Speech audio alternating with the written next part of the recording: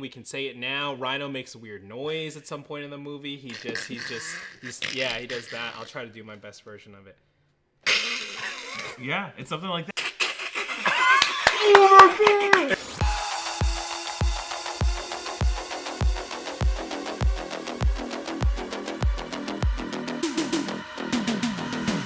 Welcome back to the Breakroom. This is a December to remember as Kraven is finally out. Ooh. And boy, as the thumbnail says, it was a movie. It's the Breakroom movie review. Review. Go into the movie background. Who did we hire to put the things up on the marquee outside? They're doing a terrible job. I know. All the letters are crooked. I gotta write a bad review on Until you're willing to go out there with that little hook and pull. Dangerous. Don't criticize hardworking people who live outside. Dangerous. Of course, I'm Evan, producer here at the Breakroom. Joining me today, we have Brandon Barrick. Oh, hello. Nice to see you. Some of the legends are true, and sometimes my voice goes really deep. It did change. And one of those he dropped down real low. And of course, Erik Voss. Incredible. Iconic. Oh my god. If you've seen Kraven, you know what that means. Or maybe, I don't think any of us knew what happened there. That was, I think the whole theater screamed. We were like, what? When that happened. Hey, 3 motherfuckers. Got him. Hey, we gotta bleep that. That's no. We gotta bleep this too early. Sorry, Brian. Of course, check out nerdriot.shop. You can pick up some merch from New Rockstars merch before the end of the year. I've got this Fantastic Four shirt on. I got last year's season's greetings. Maybe still available. Hey, was Spider-Man in this movie? I don't know. There were certainly spiders. Right now they're doing a sale: buy one get one 50% off, or buy 2 get 1 free. So pick. If you've been thinking about picking up some merch, now's a great time to do it. Get some holiday shopping done. Hopefully, we'll still come in time for the holidays. I believe. I thought of something else. Okay. Whoa, this guy's taking notes. And the Breakroom's almost at 100,000 subscribers. John and I are making more and more promises every show, every minute. More promises are being made, but what will we deliver on? It's anyone's guess. If we can hit 100K before the end of the year, there will definitely be hot sauce involved. All right, so KRAVEN the Hunter, where it's about KRAVEN the Hunter, Sergei Kravenov, Sony owned Spider-Man character, I guess is the best way to put it at this point. We're gonna spoil this movie. There's a lot to talk about. I did want to start with, what did you guys like about the movie? Okay. I think of the SPUMC movies, there's 6 of them total, 3 Venoms, a Madam Web, a Morbius, and now a KRAVEN the Hunter. Good fight sequences. That it was R-rated. They were bloody. They were violent. That was a little more fun. That's something I think, as much as I like the Venom movies better, they've lacked that kind of edge of violence that we come to know from Venom. That's what Venom was created for. Mm-hmm. He's biting off heads, and it was always too clean and weird. This was violent and aggressive. It felt a little more practical in a lot of its fight scenes, except for that third act Rhino fight. That was CGI awfulness. But that I liked. I liked the action and the adult nature of the movie. Yeah, I also very much like the action and just how well choreographed it was from Kraven's perspective. How clever Kraven was to set these traps. Yeah. There's a Rambo quality to it that I very much appreciated. Aaron Taylor Johnson looks like he's having a lot of fun in this movie. Yeah. The opening prison break sequence I thought was excellent. That was a nice little twist at the beginning. Kind of keep us on our toes. We don't know what to expect ever. And remember, the crowds at Comic-Con were so excited that Sony decided to release the first 8 minutes. ATJ put out the tweet. Oi, bruv, you guys love what you saw at Comic-Con? We're going to give it to you right now. Right here on YouTube. This is supposed to come out a year ago. Now, there's one shot that I spend way too much time on the Easter egg breakdown on the Rockstars channel. This is the upside down. The upside down. The upside down. Defying of gravity. Get Cynthia Erivo to do the ADR here. Pushing, and he's pushing up, I guess. Somehow. And there's also a camera right there. A camera right there. And there is, probably even more glaring, a fully animated floor background. There is a fully animated guard who, you don't even notice him, but you look at the shot and you're like, oh, they just had a PS3 graphic guard be like, whoa. They did. And he clips into the wall. There was some smart directing in that first 8 minutes where they established that there's a net, So when he does throw that dude over, it makes sense that he gets caught. Like, Yes. that was all really well done. And then it felt like everything after that was like the studio coming in and moving stuff around. Maybe I don't really don't know. know what happened here, but we're talking about what we Yes, liked. what we liked, sorry. I ultimately liked what the way the father, son, and half brother dynamic Yes. worked in that movie. Like there were elements of John Wick in it, and I kind of liked it. Like ultimately what gets revealed with Russell Crowe Yeah. at the campsite. I looking back at the movie, I found it pretty effective. Sometimes when these big twists come in, you look back at the film and the refrigerator logic starts to stink. Yeah. Right. Not here. And I kind of liked the arc for Chameleon in the movie. I know a lot of people are griping about it, Yeah. and I think more people are griping that this is an important villain to Spider-Man. The first one he faces in Amazing Spider-Man #1, 1963, but it's not. It seems like it's wasted. But within this movie, I think he works pretty well. It's the vocal impersonations. It's kind of goofy, but it works for me. I think. Yeah, okay. And I got more on that. And I It's on think his they list. lean into the goofiness too, of the voice a little bit. You know, they're just like they know exactly what level to play that, I suppose. I kept a list. You know, I'm on the channel. You know, I've had a lot of bad movie theater experiences. People have heard these stories, either here in the office or here on the channel. But you know, I went to a very late night showing. I was in the back row. I forgot my pen and paper, and the couple next to me was taking out their phone. So hey, I decided to take my phone out too. So I wrote down a handful of things. I was like making sure, you know, I reduced the white point. I had the brightness all the way down. You were in night I was mode. on dark mode on the Yeah, there we notes, so go. you know, I was just like. Stealthy. So I wrote down Wow. exactly 4 things that I liked from Craven. I agree with what you guys are saying Okay. too, for the most part, especially when it comes to the action scenes. I do think the action scenes were effective. It's what makes this movie a little bit more entertaining in certain aspects than Madam Web, for sure. Yes, Madam Web was like, we're about to have an action sequence. Just kidding. I see it coming, so I'm going to avoid it. No, they do CPR instead. That's the action. I'm getting tired. All right. So things I liked from Craven. The Dimitri birthday shootout. I love Okay. love very the cool. look. That was fun. The look of that scene and the club that Dimitri allegedly owns or runs or something. It's his birthday. Did the woman shooting through the purse, she gave me like Catherine O'Hara vibes. She did, yeah, a She little kind bit. of looked like Moira Yeah, from Schitt's Creek. yes. Nikolai, It you drank kinda my looked fruit like her. wine. Sorry. I'm sorry, Sergey, but you have to die. I love the look of it, that all that kind of warm light, that like tungsten kind of glow and the bounce, and to someone who really appreciates that kind of atmosphere and like that, I was like, oh, yeah, this is pretty cool.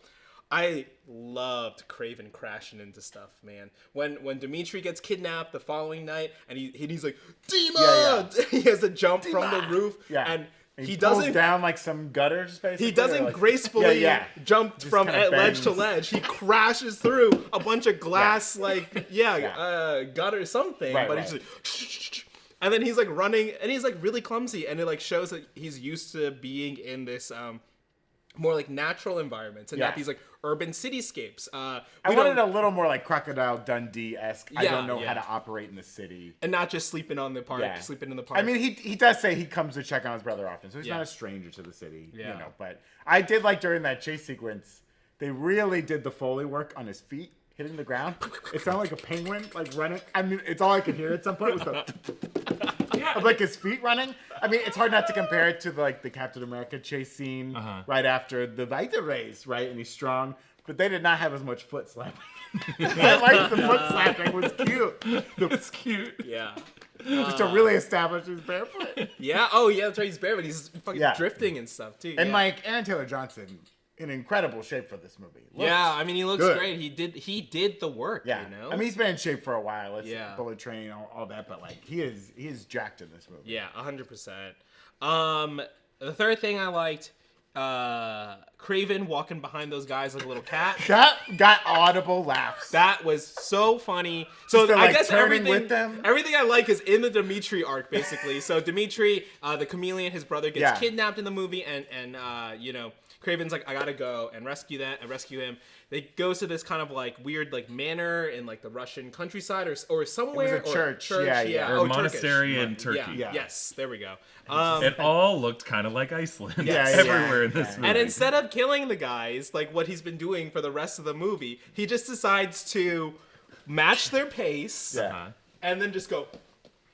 He did. And like get down below them and then turn when they turn. It was so it was funny. adorable. It was so And I want to funny. know what animal in the animal kingdom does that. Like cats can be sneaky, but cats can't know when I'm gonna turn around and look at them. I mean, no animal can do that, right? But they also can't. Kraven can. They also can't paint the Mona Lisa, Eric. But it is that idea. They have said that like That's our you can be out in the wild and a big like a mountain lion or something can be much closer than you than you're aware Sure. of, right? All right. In the Everglades, right? Gators can be they'll say that they'll be very close to your boat and you wouldn't even know it, right? In murky water. Yeah. You'll be able to tell. So animals can get close, but they can't tell when you're gonna turn and like they would just go. Kobe-Wan Kenobi in the chat saying it was like some solid snake shit. Yes, Yeah, very that was Metal fun. Gear. It's a Yeah. great comparison. I also, this is not on my list, but I did like The Foreigner. I think we'll get into that. The character of The Foreigner. Sure. Fun. That was fun. Yeah. There certainly misused. Brandon and I talked a little bit off screen. We'll get into a little bit. He kind of looks like more. he's in a yoga class most of the time with the way he's dressed. He could use a little more uniform, I think. Any I don't know. character that has a great "I'll see you later" catchphrase. Yeah. Be seeing you. Oh, I'm in. good. I'm gonna say be seeing you forever. Yeah. Okay. The last thing is when the Rhino says, "Get to the part where I start to give a shit." I mean, That is a real line. That is, you know, it's not an Amazon Spiders line. This is like a real line in the movie that also encapsulates the whole movie. yeah. As we talk about what we didn't like Yeah. about it, because what didn't work about this movie? I think it's we've spent a long time to get to this point, but it's fair to say that maybe this movie didn't quite work for the three of us here, and possibly more than just the three of us. It's kind of hard to even have this conversation on the internet because so many people see that rock bottom Rotten Tomatoes score and say, well, certainly it's not worse than Madam Web. I think we agree it's not worse than Madam Web.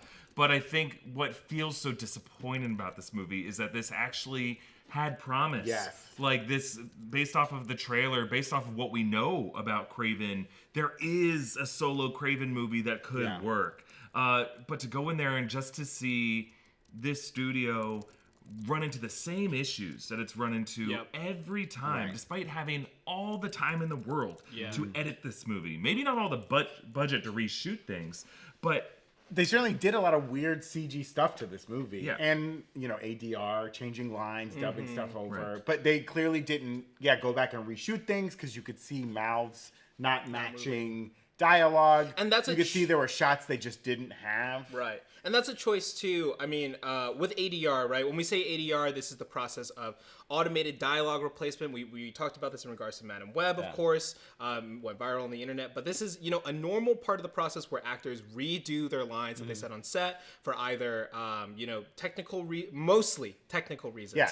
Yeah. On set, the audio wasn't good or wasn't clear enough or something. Or if a character is off screen, not facing camera, using it to maybe change a line or delivery or something like that. Yeah. Kraven uses it in pretty Kraven ways, like it's pretty rough. Yeah, every movie does it, but much like plastic surgery, it's only the bad stuff you notice, right? Yeah. Every movie has ADR at some point. Yeah, and But also you're usually never aware of it. a great example of this is the park where Calypso and Kraven meet for the first time. They're sitting on a park bench.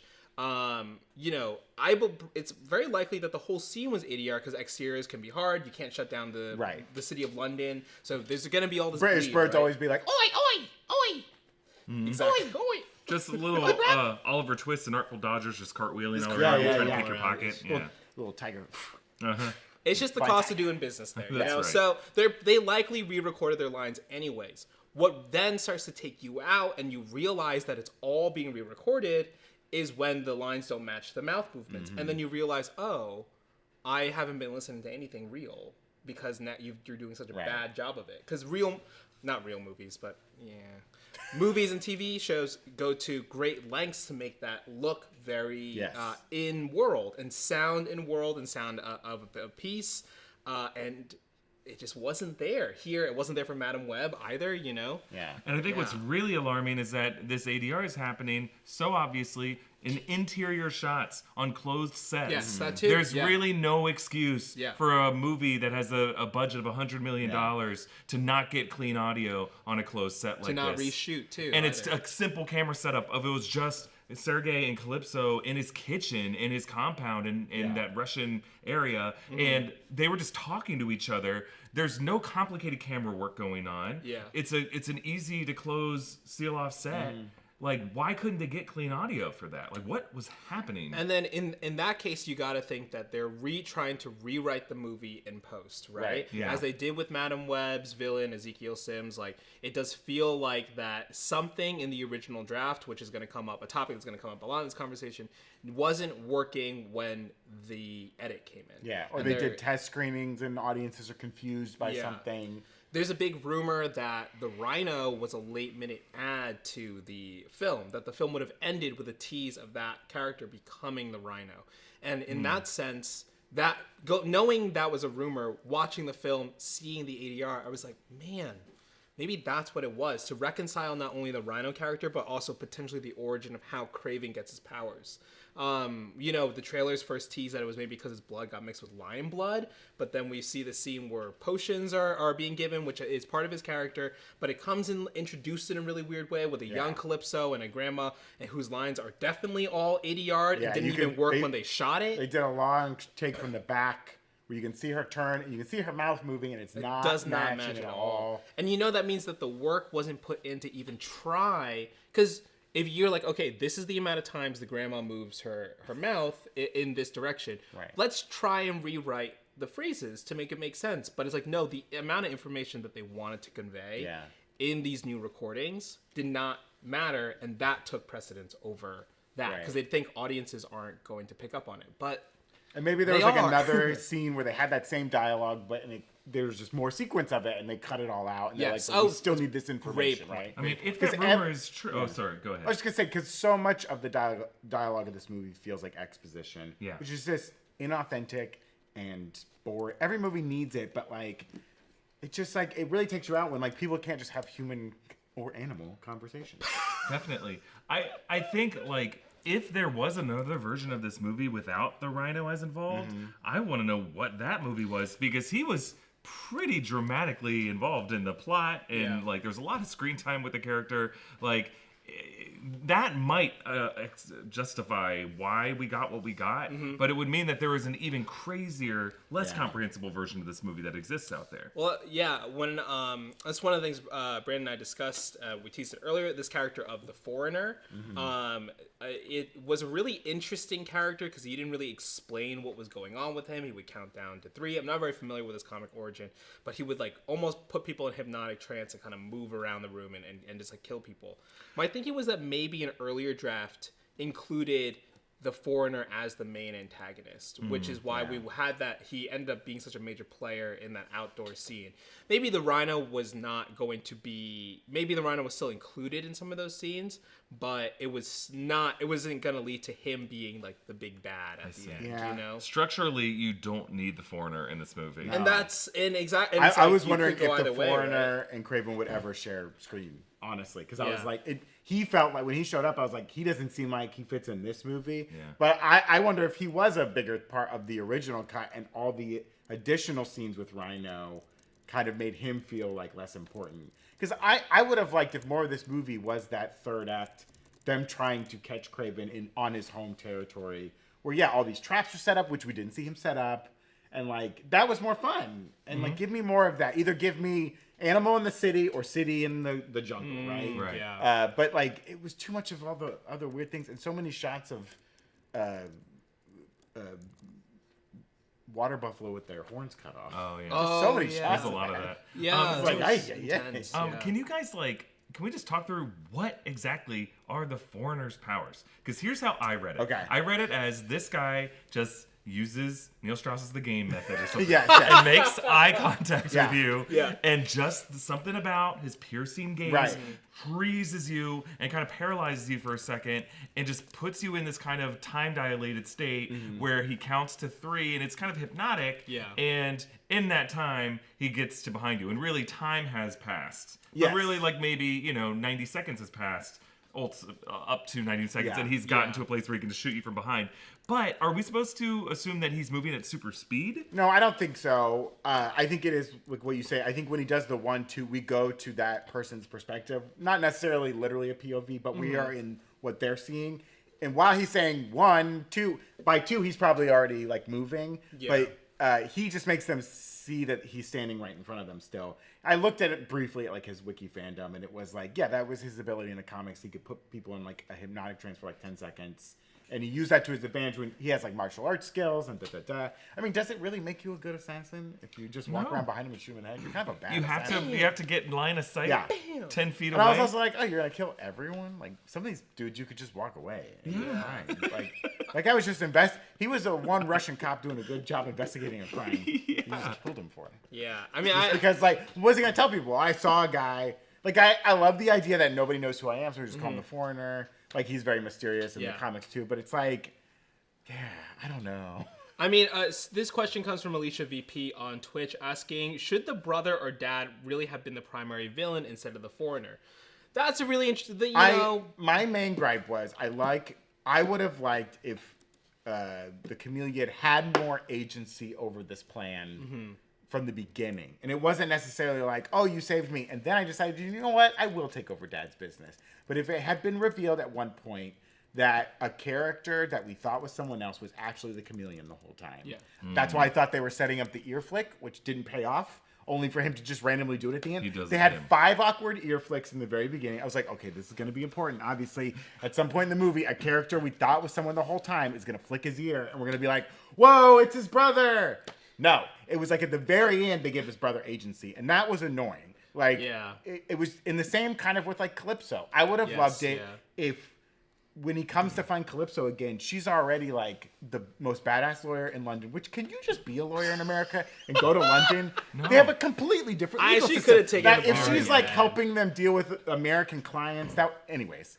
It's a completely different. You have I to go wanted back him to law show school, up at her basically. office, and you go in, and she's the head lawyer, and you realize like she has all this magic shit in her office. Yeah. And her thing is like, yeah, I'm a good lawyer, but also I use magic constantly, and I use voodoo, and I use whatever I use to influence the justice system in my favor and in my client's favor. Instead, she calls people to look for people. Like, what? Yeah. She has this one. They had a whole source. different scene where they go to her apartment to just make a call, and it was like there was clearly way more with that.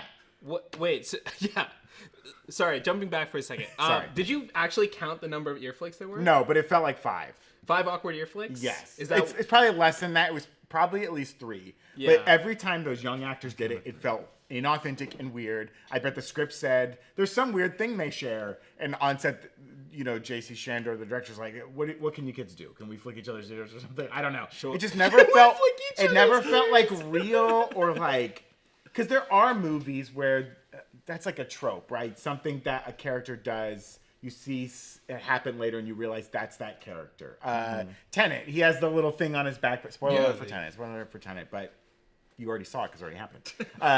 He has the little thing on his backpack, which they show you at the very beginning, and then you see it at the very end. It pays off in that way, right? 5 awkward ear flicks. Is that what your true love got you for Christmas? Oh, sorry. Awkward ear flicks. 4 falling spiders, 3 decapitated buffaloes, 2 dead lions, and a snow leopard who is my friend.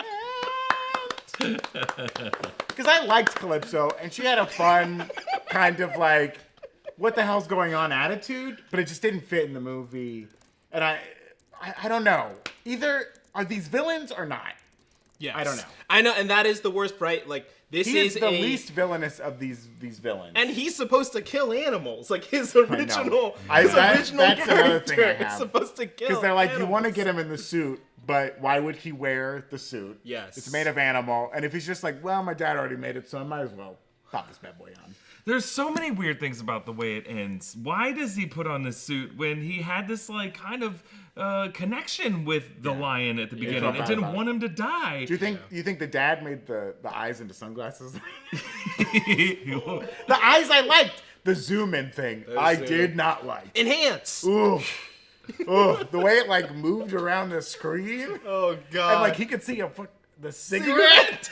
There's so many problems with it, but ultimately, to me, it just comes down to like these characters cannot stand on their own. No. They were written to be Spider-Man foils, and each of these animals. There was like a period in Spider-Man comics where Stan Lee and Ditko were just like, okay, what's another animal? Yeah. Let's get a rhino. And I let's get a like, lizard. the movie was having fun with this universe where this mysterious doctor in New York is obsessed with animals, and you're a jackal, and you're a chameleon, and you're a lion, and you're a rhino. Like, I guess that's fine.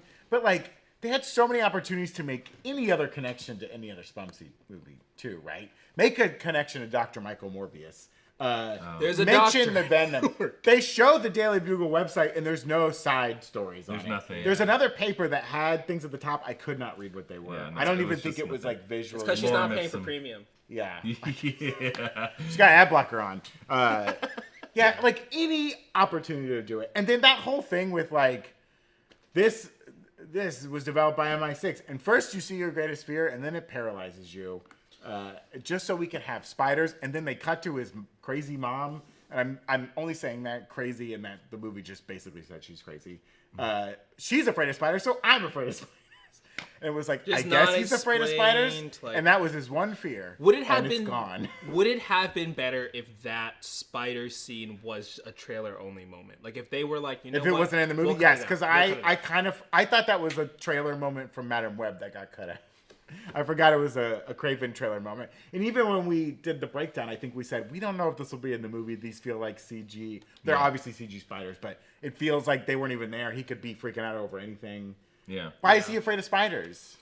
I just Isn't feel- he afraid of his brother dying? Isn't that his greatest fear? I know, It's I just know, so transparent by the studio to try to trick people into seeing a bad movie by promising a possible connection to Spider-Man. Yeah. And like, while I liked this movie, I have no problem seeing this movie like go through the gauntlet of people criticizing it. Yeah. And Sony deserves criticism right now because you've done this 3 times, and I don't think they understood why Mobius had that kind of weird appeal, or Madam Web had that appeal. People hated those movies, but they were so cringy bad that they like wanted to root for them. You're not going to see that from this movie. I think I like Aaron Taylor Johnson. He's someone I want to have a bigger career. Yeah, same. I He agree. does I not agree. give a good performance in this movie. Why is he doing an American accent? Half-assing this performance, and he is better than this. He feels bored. I think there are times where he's having fun, but overall in these scenes, he has no way into the scene, and is just muscling through it. Ariana DeBose, Oscar performer, not in this movie. Russell Crowe, I can't think of the last time I saw Russell Crowe in a movie. Maybe A Beautiful Mind. Tell me, maybe American Gangster. How did you feel about Russell Crowe in this movie, Evan? I think kind it of was- liked it. Yeah, I was like surprised, honestly. I don't think I'm as hard about it, but I think I was like, yeah, his scenes feel at least 80-yard, right? Yes, And maybe he's chewing scenery, but it is a comic book movie. He's an outrageous character with a cute little ascot. Loved all that. His ascot collection is great. Yeah. I love the like, your mom's dead. We're going hunting. Get over it. You know, like. Yeah. And there were some genuine him with like Fred Hecklinger, the chameleon. Him with Aaron Taylor Johnson. There was some great line delivery that felt real. That I believed him there. The Rhino guy, he's having fun, and I enjoy his.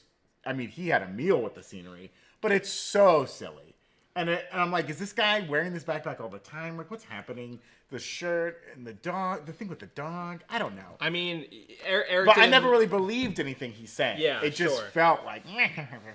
I mean, Eric, you did the noise in the beginning. We can say it now. Rhino makes a weird noise at some point in the movie. He does that. I'll try to do my best version of it. Yeah, it's something like that. He's disappointed. He gets bad news. He's disappointed that the hit on Nikolai didn't work. And so he just gets the news and he goes... And Oh, yeah, it's you just just- yeah, you do that unhinged. stutter, And yeah. I think what they are going for is John Wick. Like, I'm trying to think, is there any other analog that when they were making this movie that they're like, yeah, something like that? I think Rambo's a good one. Well, Rambo's a good one for some of the woodland In the action. woods, yeah. But Yeah. I think for like the world of Russian gangsters sending assassins after each other, that kind of, and it's a very heightened world with a lot of eccentric characters, including people who have like pseudo supernatural abilities. Right. But it's ultimately about ultra-violent killing sprees. That to me felt like they were aiming for John Wick. But John Wick is just so consistent in its world logic, especially in the earlier films. It does get a little crazy later on, but it's pretty consistent with its tone, and you could tell they're very disciplined with that. Here, they're also trying to tell this Marvel villain story and this animal kingdom story. And I guess he's a villain because he kills people, right? That's what makes him a villain. Yeah, Because he's these are villainous, ostensibly yes. bad people.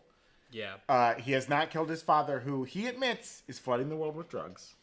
He seems like, in a very Obi-Wan-esque way, walks away from his greatest villain. Does not kill him, even though he's fine killing everyone else. And I do love when he stops his brother from killing someone covered in blood. He's like, no, you don't want to be that guy. I know. That's my job. I know. I also loved when he got darted in his cute little fleshy side that is exposed. Because I don't think, could the darts go through his vest? I guess those two did. Yeah, maybe. Well, maybe he had Also, like how did decorative he- slits through the vest. I don't know. The fact that he got punctured in the decorative slit, I thought was adorable. His cute little side. My muffin top. Oh, he doesn't have muffin top. Well, I want to make sure we get into some audience questions. And there's a lot of questions about how this might be the last in the, the Sony SSU, or the SPUMC, as we like to refer to its original name here. We're going to get into that, but before we get into more of that talk, we want to thank our sponsors today, like Mando. You've heard us talk about Mando all year. It's one of our favorite sponsors for sure. They're whole body deodorant, and when we say the whole body, we mean the whole body. okay, You can great. put it on anywhere on your body that is, feeling a little stinky. It comes in 3 forms with invisible spray, solid stick, and invisible cream. It's clinically proven with 72-hour odor control. Told the story the other day, but I was playing tennis and I smelled good the whole time. I promise you, it actually really works. I'm legit. It's very impressive. It works very well. I put it on in the morning, and then I'm a stinky guy, but by the end of the day, it's still strong smell. It also comes in 4 cologne quality scents like Bourbon Leather, Mount Fuji, Pro Sport, and Clover Woods. Mando starter pack is perfect for any customer. It has the solid stick deodorant, cream tube deodorant, 2 free products of your choice, like mini body wash and deodorant wipes, and free shipping. And as a special offer for our audience, new customers get $5 off a starter pack with our exclusive code that equates to over 40% off your starter pack. Use code Breakroom at shopmando.com, shopmando.com. Support our show. Let them know the Breakroom sent you. Yeah. Smell fresh or stay drier, and boost your confidence from head to toe with Mando. Also, one of our other long-term sponsors, One Shot Energy. They've been here for a long time, and we really appreciate all of their support. They've got the Energy Chews, the Focus Chews, the voice traps. Voice Drops. The voice drops the are most real nice if important you- one. The ones that we use the most often. Yeah, we It's have like to talk a second lot nature. here, or sometimes you just talk a lot to yourself. Yeah. I don't know, and your voice can hurt. Little voice drop. It's got a little yuzu honey. Yeah. Delicious. Get started with One Shot Energy today by going to oneshotenergy.com/new Rockstars for 10% off your order. All right, so Well, first, I would like to establish, I know yuzu and honey are 2 different things. Okay, I'm not saying it was yuzu honey. I'm saying it was yuzu and honey. I apologize. Yes. All right, so let's get into some questions here. We have a bunch from Twitch and Please. YouTube. Shout out the Doomer for sending in some super chats saying what didn't work, the screenwriters. I feel like some of it might come from executive notes too, rewriting the movie in post, right? Yeah, there's a duo they've used for a lot of these SPUMC movies. I don't know if they wrote on this one too. They definitely worked on think they Morbius did, and yeah. Madam Web. I don't know. I don't want to harp on the creatives too much for this. I don't know. This feels like studio overreach consistently. And my main gripe is that Sony has burned up a lot of their goodwill. All these actors, they want to make no one wants to make a bad movie. J.C. Chandor didn't want to make a bad movie, but it's out of their control and they don't own it. Yeah, I especially like the screenwriters are like the last people I want to blame generally. And a lot of people are like, well, they wrote the movie. What do you mean you can't blame them? It's like when you're a contracted studio writer writing on these major studio franchise films, basically Sony has like a list of things that they want, and that list changes in the middle of the writing phase, in the middle of production. They're like, well, suddenly it can't be this anymore. So chunks of the movie have already been shot, and you got to like figure out a way to do triage and damage control. So I think it is probably a studio/director thing, because also, you know, directors, the buck has to stop with someone, and I don't want to completely remove from guilt directors of movies. Sure, yeah. You know, it is their job to tell a coherent story and to make sure everything's working and to kind of fight those battles with the studio if they have to. But I think really, ultimately, this just fell apart from the get-go. I think there is a Craven movie that could work, though. I guess the question is there a Craven movie that could work without Spider-Man? My instinct is no. My instinct is like to really tell the story of what makes Craven really cool in the comics is the fact that this Craven's Last Hunt storyline is like this connection with Spider-Man. Like Spider-Man is like in some ways the most the biggest game, the most dangerous game you could catch. So that's really cool. But I think you have to like identify who like the core dramatic relationship is, and to have multiple villains in the mix there. Rhino has no real relationship with Craven in the movie. The Foreigner has no real relationship with Craven in the movie. And they've been forced to kind of invent things about Craven's like power set that are not there anywhere. He can't talk to animals. That's not what Craven does. He's not like St. Francis of Assisi, who gets some certain blessing, and now animals or birds start pecking at his window. That's not what Craven is. Like, Craven hunts animals. And so I can understand, like, you hunt men who hunt animals. Like, Craven's a poacher hunter. There's a pitch there that works, but it shouldn't be, like, through this kind of mystical connection where you can look at an animal in the eye and they know what you're thinking. Like, that's not how it works. You think, if Sony were to, go to Feige, they're like, hey, we need help on this one. We believe in Craven, but we want to, like, keep moving forward with more movies.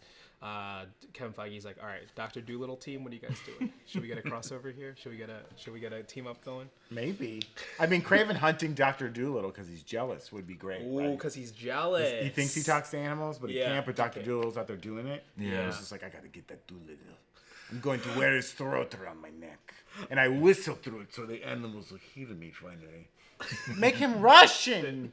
Like, that really jived me. I know they kind of established that they go to boarding school in the U.S., but it's like both of their parents are Russian. They spent at least some time with their mother and some time with their father. In the UK.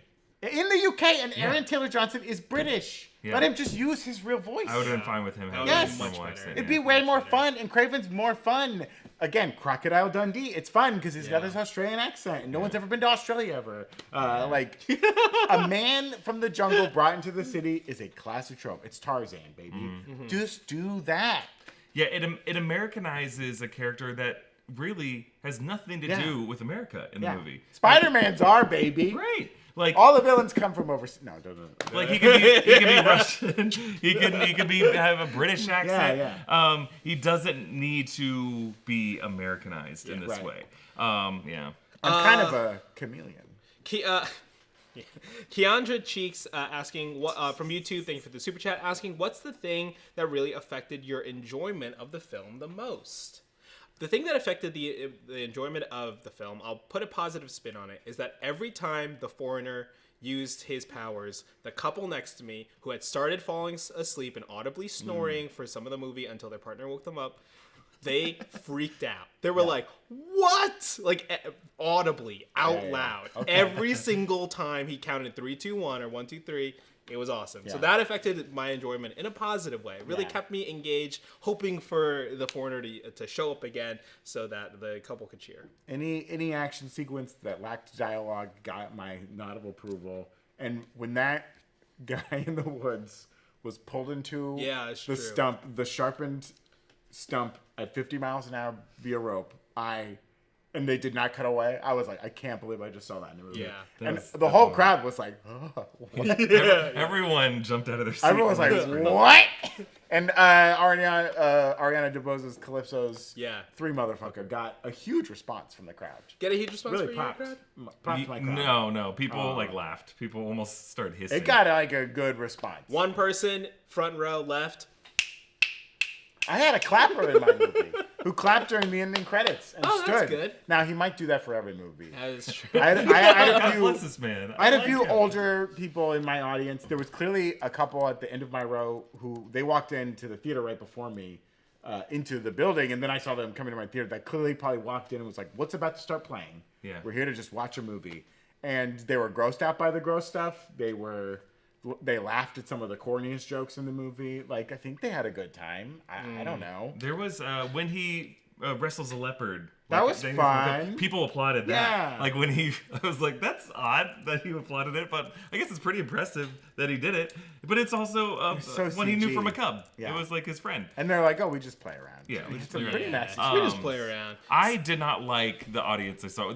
I saw like an advanced press screening, and I know a lot of the people who are there. Yeah. So I'm not like talking shit about everybody. Most of the press I know are pretty respectful, but we'll laugh at when things are it crazy or deserves to be funny. laughed at. It's just like this is a type of movie that I don't like when the discourse begins around this movie because I was looking around the theater and these are people that I know or people that I know of who are all trying to like performatively like talk real loud with their takes about the movie and like they were doing this throughout the movie and I'm like, I know you. If I cared about what you thought, I'd follow you on Twitter, dude. Just shut up. Like you're not. Who are you trying to win over here? We're all like people who do this for our jobs. Like you don't have to sound like the guy running Ain't It Cool News in 2006, who's just like shouting your hot takes. So we all know it was not a successful movie. Yeah. And so it's just like when this happens, when Madam Web happens, when Morbius happens,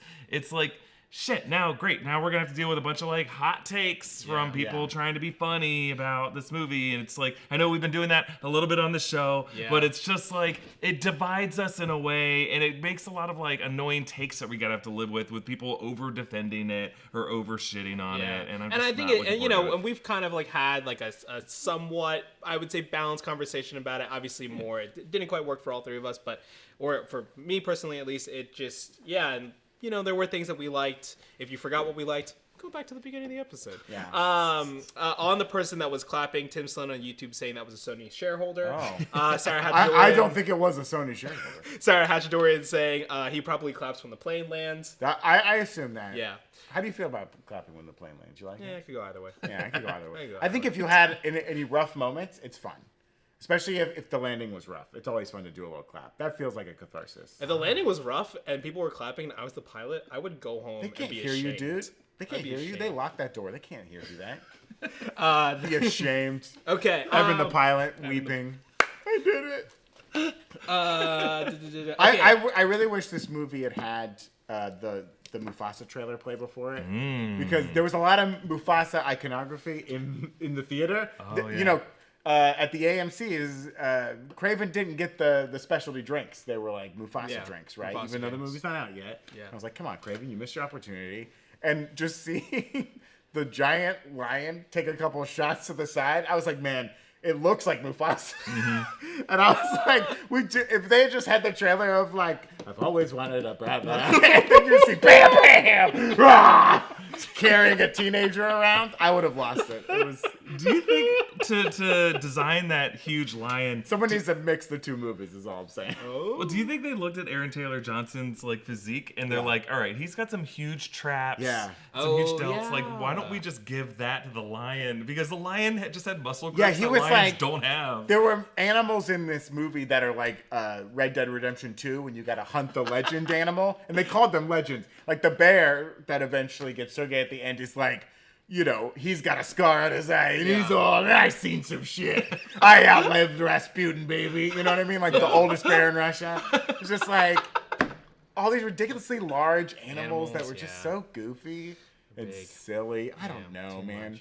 I would have liked it better if the lion was eating him and got struck by lightning or something. And like that's how it happened. Something weird And he like that. became the Flash. Yeah. I don't know. It was just strange. Yeah, I don't know why he respects animals. Yeah.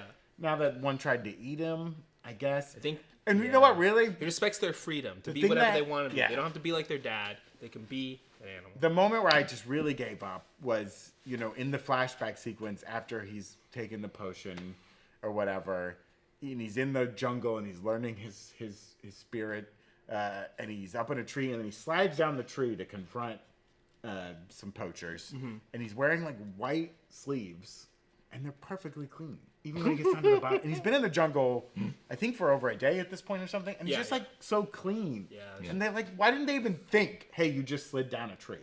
Wouldn't your arms be dirty or your the whole shirt chase ripped? through London? That shirt never catches any stain. No, it doesn't. Like, you got to think how wet the city of London is. Yeah. It looks like every shot looks like he just took it out of the express packaging and popped that baby on. That's a nice MX-1, baby. Looking sharp. It doesn't. He's it a doesn't little bleed. dirty by the time he gets back to the law firm. Yeah, he asks yeah, for he a gets- towel. His feet are. I mean, inversely, anyone look at his feet though? They're pretty dirty afterwards. They do because They're of all pretty the dirty. They really sold it in the Foley, man. We know he's barefoot during that chase. Yeah, that's true. All right, I like the helicopter sequence. That was kind of. I was like, this is him fun. doing Chris Evans. Yeah. and Yeah. Captain. because it came what, right Winter after the Civil run War? too. Yeah. Like first we get First Avenger, then we get Civil War. They mix the two of them together a little bit. Oh my God! Wait. He also threw a rod there, a spear. There was not enough spear in this movie. I always think of Craven with a spear. And I thought he would have had a full-on spear for that final sequence. Well, there were all these promo shots that were in the trailer Yeah. of him wearing the final costume, just like with a spear, jumping around the forest. I do like... And it's like, none of that was in the movie. What was that? I do like when he killed the rhino by getting to his belly button. I thought that was the goofiest thing. Like, It was oh, I a can side poke. plug. And it was very much like, oh, the lion had a hole here. My dad told me to Yeah. put my hand over the hole or whatever. Like, fine. I also thought the rhino's ears were goofy. Like, that his ears get hard. How's he like, gonna hear, Brandon? Well, just make them like suck into his head and be holes like a. Or I guess rhinos have cute little ears. Yeah, they have their little. That would have been funny if shark his ears moved up to the top. I like that his horns were broken at the end.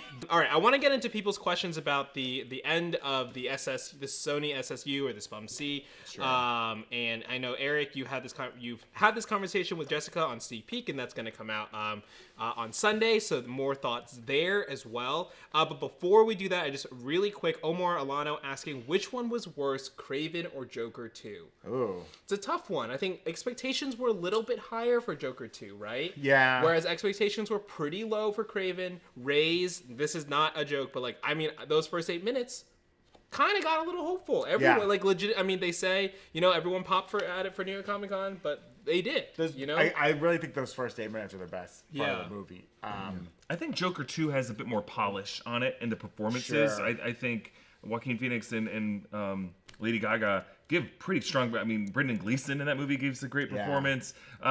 So I think just on those performances alone, it does just have a bit more luster. But ultimately, I probably had more fun at Craven than I did at Joker 2. Yeah, I was maybe more. I had very low expectations for Craven, so it barely met those, right? Yeah. Like Joker 2, I really didn't. It didn't vibe with me. I didn't think it was like a good. It wasn't a good musical. If it was trying to be a musical, it got kind of like repetitive. It just felt like it had 3 sets they kept using over and over again. Yeah. Courtroom, Insane Asylum, one other set. Yeah. I don't know. Craven's fine, Yeah. I think, at the end of the day. Like, for me, it probably goes like, first Venom 2018, then Venom The Last Dance, then Venom Let There Be Carnage, then Craven, then... I kind now of. here's the I think the pickle. weirdness of Madam Web is fun, but I don't. Because again, Morbius is just so, kind of by the books, weird action movie cut poorly, with a cutback sequence to when they're kids at school. Like it's the same thing. It's almost the same as Craven in that. They always have respect, like but- weird lighting and weird Yeah. color to them. Can I just at some point watching Craven, I was like, this movie came out in 2011. Yeah. Like, doesn't it feel like this 100%. movie came out like 13 years ago? Especially the vision he had, the animal vision. With I thought that was just him becoming the Lisan al-Gaib. I wish. You called it Reverend Mother? Craven. He is the hunter. He is the hunter. He's so humble. That's what the hunter would say. That's what the hunter would say. That's I- why everyone knows who the hunter is. I don't know. Like, I feel like I could have seen this movie in theaters the same year we saw The Amazing Spider-Man in theaters. Like, something about all 3 of these movies, Madam Web, Craven, and Morbius, all kind of, like, were time capsule movies from an earlier time in superhero movies that didn't learn any of the lessons from the other franchises. And just like, I'm not going to say it's because they're low budget, because the Venom films have been fairly low budget and have been much more enjoyable and watchable than this. So it just feels like weird. I don't know if it's studio mismanagement or it's just like from the conceptual stage, this never should have been a movie. Yeah, 100%. Kobe Kenobi asking, do you think Miles Warren or the Jackal was ever going to be a part of this movie before the Rhino became the main villain? Because he's the one that gave Rhino and Dimitri their powers. That's even messier, right? Yeah. Even messier. They say their name and they say the Jackal at some point, but like... Yeah. I think it's just like an Easter egg. I think it's just like, okay, here's a list of approved Easter eggs from Avi Arad. Exactly. Because all these movies have that, right? They'll use a name that's very consequential, but it's so far away, and you're just like, well, why even bring it up if it matters? Exactly. So Eli Finelli, Beware the Dread, Short Stackham, Ryan Painter, and lots of other people asking questions about this possibly being the end of the Sony Spider-Man universe. What is happening with these characters? Why are people trying to tank this studio? Maybe why can't Sony sell the rights back or whatever? So earlier this week, The Wrap broke the story that this will be the last movie in this kind of iteration, allegedly, of the SPUMC. But as far as we know, and Spider-Man 4 is coming out, they're going to retain the rights to these characters. Do we think they do another run at this? Like, do we think they're like, first of all, people are like, why won't Sony sell the rights back? It's their biggest moneymaker. Right. It's beside in the movie business. It's so valuable to them. It's so valuable to them. Why would you let something like that go? Yeah. A one-time payment of like $1 billion is not enough for the long-term guarantee that you could be making $1 billion every year. You could. The potential is there to make $1 billion every year with a Spider-Man movie. Every Tom Holland Spider-Man movie has become one of the top highest grossing movies of all time. Like they're gonna hold on to it as long as they can. It would be, and that's why But why can't the movies that we get that they need to make to retain the rights? Why can't they be good movies? My feeling is that before they kind of started SPUMC, right? They originally, the Venom movie came because after Amazing Spider-Man 2 ends, they wanted to do villain movies, kind of spin-off movies in that same universe. They teased it in Spider-Man 2. You saw the backpack for Doc Ock, and you saw Vulture's wings and stuff. And then the deal with Marvel happened, and I think I'm pretty sure whatever the details of that deal was, it was, Sony was like, we won't put a Spider-Man in something. You guys have the Spider-Man. And we can do this with just the villains. It's gonna work. And then here we are, almost 10 years later, and it has not. It worked. They made $2.1 billion off of 6 movies, most of that coming from the Venom movies. But they're done. And I think they've got to see the value in a Spider-Man, having a Spider-Man in these, both from the animated Spider-Verse, how successful that is, and I think they've got to feel good. They should feel good about everyone happy to see Toby and Andrew in No Way Home. Yeah. And I think in their minds, they're like, we could take one of those guys and maybe go back. And if they're smart, their next movie will have a Spider-Man in it. Whether it's Miles Morales in live action. Don't worry about Tom Holland. Leave him in the Marvel. Don't mess with that. Because that's still doing you goodwill just to the Spider-Man name in general. But you've got to put a Spider-Man in these movies. Yeah. You don't have to do an origin story. Please don't do another origin story. But just have a hero and have a villain. Yeah. And not two villains where one's more villainous than the other. Yeah. And I also think something we've talked about too is like the general international appeal of these Sony Spider-Man character movies. Like they do well overseas too. Right. And I think potentially it's that weird bridge of trying to satisfy international audiences as well as tease audiences. Like there could be this bigger world out there, and overcomplicating it in the ADR sessions and everything like that. That it's like if we can just get back to telling, first of all, at base level, a good story. Yeah. But then, again, like you said, have another Spider-Man. I'm sure this is something you guys get into as well, right? On the sneak peek, just like, can these movies work without a Spider-Man? Your mileage may vary. Yeah, clearly Sony approached this whole plan because they entered into this profit-sharing agreement with Disney. And their shareholders were probably a little worried about that because they're like, well, wait, we're going to share with a rival? Like, this is weird. it has been a very fortuitous to both parties plan and agreement. But I think part of that deal was Avi Arad is like, don't worry, we have exclusive 900 rights characters. to Venom, to all these other popular characters, and the check cleared for Venom, made $800-something million in 2018, and then that has been the high they've been chasing every time. And the only time they've gotten close has been with Venom 2 and Venom 3. They never got close with the other three films, and I think they've learned that lesson now. It takes a lot for a studio to say, we're done with this. Yeah. Like, a lot of other studios just keep the door They're still making open. Fast and the Furious movies. Yeah, like I have some respect for Sony for saying that. We also have to give Sony credit for allowing Marvel to co-produce Spider-Man and give us an MCU Spider-Man. That is a big concession that Amy Pascal gave. And without Sony, we would not have the Lord and Miller Into the Spider-Verse films. Yeah. And those have been such a godsend. And just to jump in, AD had super chatted, is Amy Pascal overrated as a producer? Don't feel her creativeness in these movies? I don't think so. Like Could not call her overrated. Her early career is built off being kind of like a hit maker, tastemaker, and she's making these decisions to do this and making Sony and herself, but Sony a lot of money in doing that, right? Well, and also she hasn't been part of Sony for the past 8 years. Yeah. Sure, She left to form Pascal Pictures. She was kind of forced out of Sony due to these bullshit leaks. And she was put at the center of the crosshairs, not Scott Rudin, who looked way worse in those leaks, but because Amy Pascal is who she is, and because she's a woman, that's a big part of it, she's just like, you know what? I'm out of here. But up until that point, Amy Pascal had a long record of hits. And people look at some of these Sony creative decisions. She has an executive producer credit on them, but she's not in charge of the Sony studio. Tom Rothman is in charge of the Sony studio. Avi Arad is kind of what they consider to be their creative guru, their link to the Marvel world, their Kevin Feige. So if you want to point the finger at someone, don't point it at Pascal for this movie.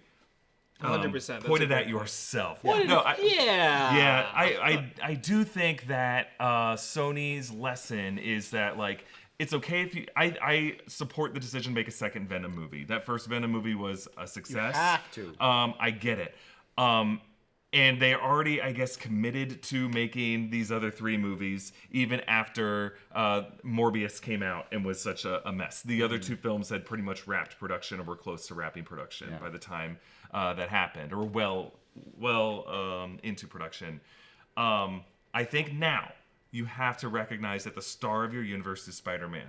You cannot do this without Spider-Man. Right. And like these stories, we do talk about this on the sneak peek a bit, but like there is a version of a Madam Web movie that is just Cassandra's relationship with Julia Carpenter, or Cassandra's 100%. Relationship with Maddie 100%. Or Anya, and it's just a two-hander, and it's just like a young Spider-Woman trying to find her way through the world, being mentored by this clairvoyant, and that's a much better movie if it's just like a duo movie. Yeah. Kraven's, you could either do Kraven's Last Hunt, or maybe Kraven is just a contract bounty hunter for Oscorp who has to track down all the people who have been like, lab accidents in Oscorp, and then finally they're like, and there's this last one, and it's this kid. It's like a Miguel O'Hara, or it's a Ben Reilly. If you don't want to do Peter Parker, there's plenty of other. It could be a Gwen. There's plenty of other Spider people out there. You could do